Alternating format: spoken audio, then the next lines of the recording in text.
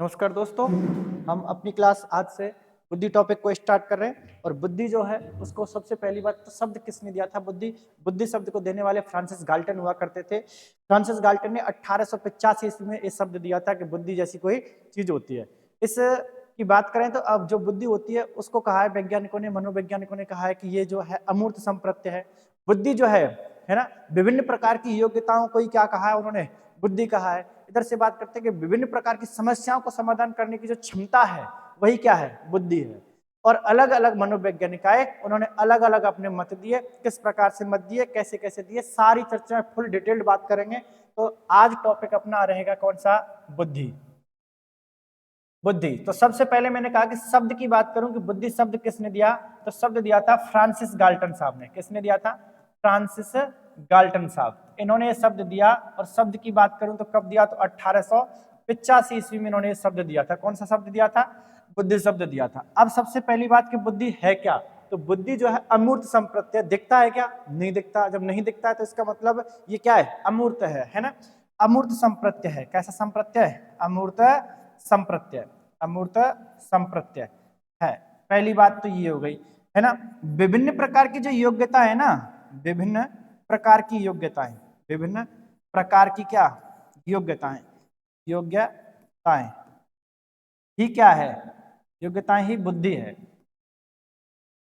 बुद्धि है, ठीक है साहब।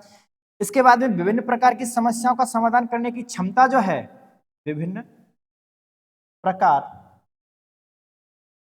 विभिन्न प्रकार की समस्याओं समस्याओं का समाधान करने की योग्यता।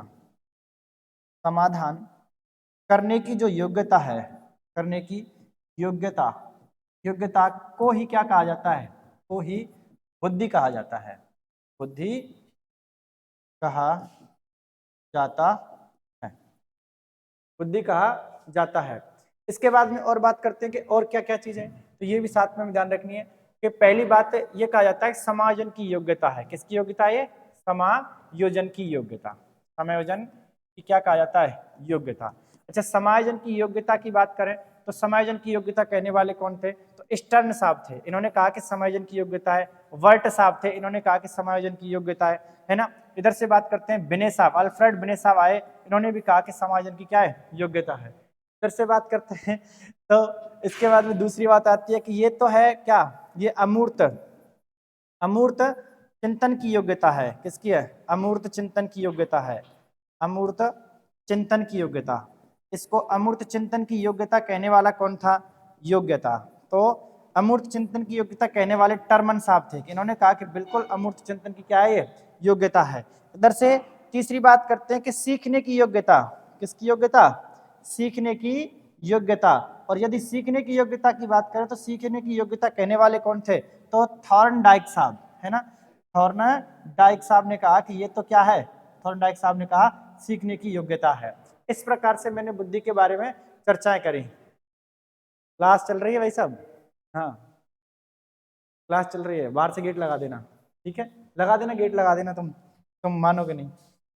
चलिए, इसके बाद में बात करते हैं कि वैसा ये बुद्धि जो है उसके अलग अलग मत कैसे कैसे मिलते हैं। बुद्धि की जो परिभाषाएं मिलती है तो उस परिभाषाओं पे बात करते हैं। परिभाषा, बुद्धि की क्या परिभाषा।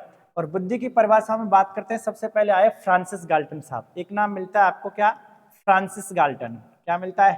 Francis Galton. और फ्रांसिस गाल्टन की मैं बात करूं तो इन्होंने कहा कि जो बुद्धि है ना वो क्या है?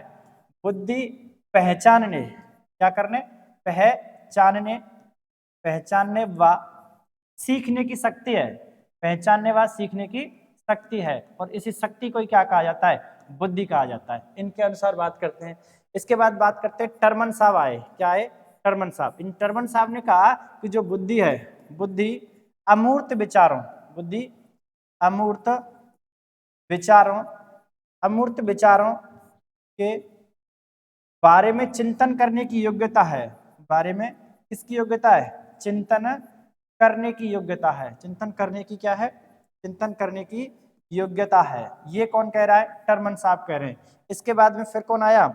इसके बाद में आ गए बोरिंग साहब। अच्छा, बोरिंग साहब की सीधी सीधी परिभाषा है। बोरिंग साहब ने एक दो शब्दों में कह दिया कि बोरिंग साहब ने क्या कह दिया, सीधे सीधे तौर पे कह दिया बोरिंग साहब ने कि भाई साहब जो बुद्धि परीक्षण मापता है वही क्या है, वही बुद्धि है। जो बुद्धि परीक्षण मापता है, जो बुद्धि परीक्षण मापता है, परीक्षण मापता है वही बुद्धि है। तुम क्या करो, थोड़ी देर के लिए इसको क्लोज कर दो, नहीं तो फिर क्लास बढ़ती जाएगी और फिर क्लास बढ़ती चली जाएगी। थोड़ा क्लोज ही कर दो ना तुम यार, मेरी वीडियो के ऐसे मत करो है?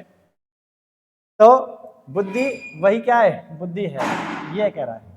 इधर से बोरिंग साहब आ गए, फिर आ गए साहब मन साहब। मन ने क्या कहा, मन ने कहा कि भाई साहब जो बुद्धि परीक्षण, जो बुद्धि है वो क्या है, वो नवीन परिस्थितियों, नवीन परिस्थितियों, नवीन परिस्थितियों, परिस्थितियों, परिस्थितियों,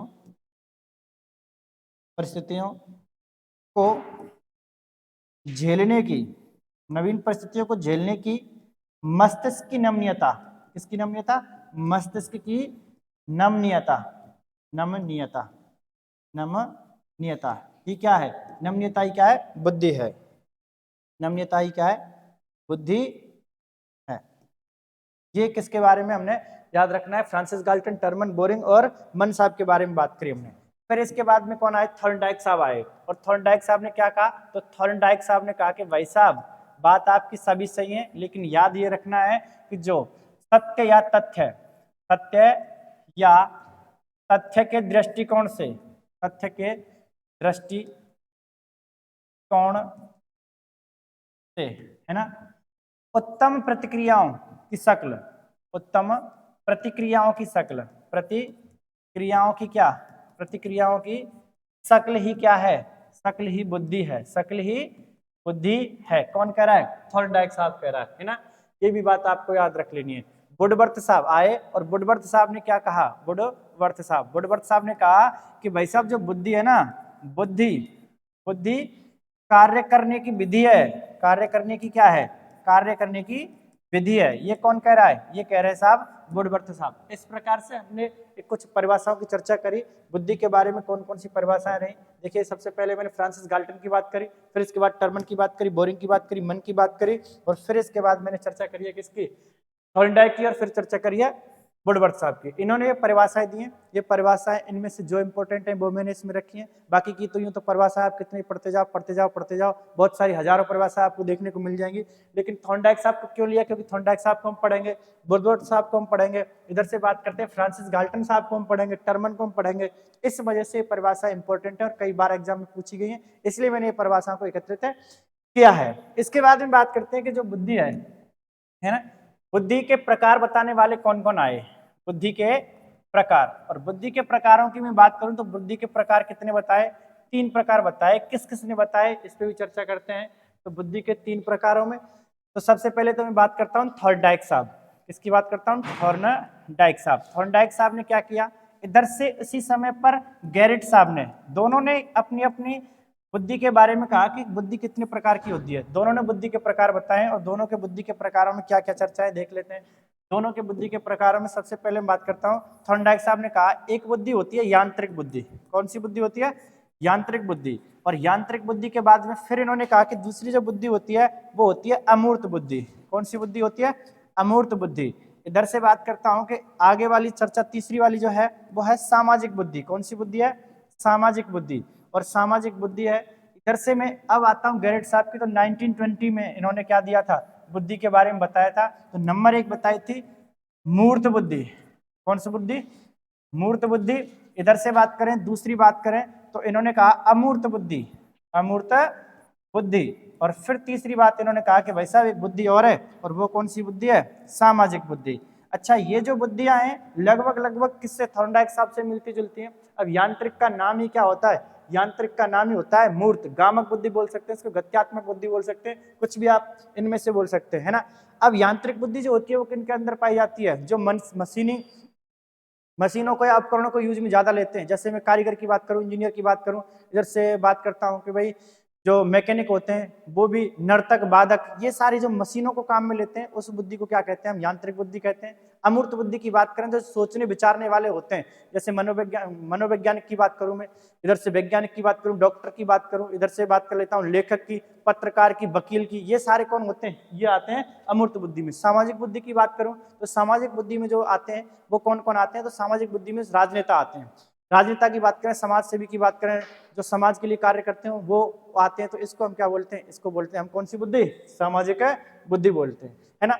अमूर्त बुद्धि, मूर्त बुद्धि और सामाजिक बुद्धि, यही नाम दिए किसने? गैरट साहब ने। तो हमने बुद्धि के प्रकारों पे बात करी। बुद्धि के हम बात करेंगे कि सिद्धांत कौन कौन से आए, कैसे कैसे चर्चाएं हुई इन पर, वो सिद्धांतों की चर्चा करेंगे अगली वीडियो में। धन्यवाद।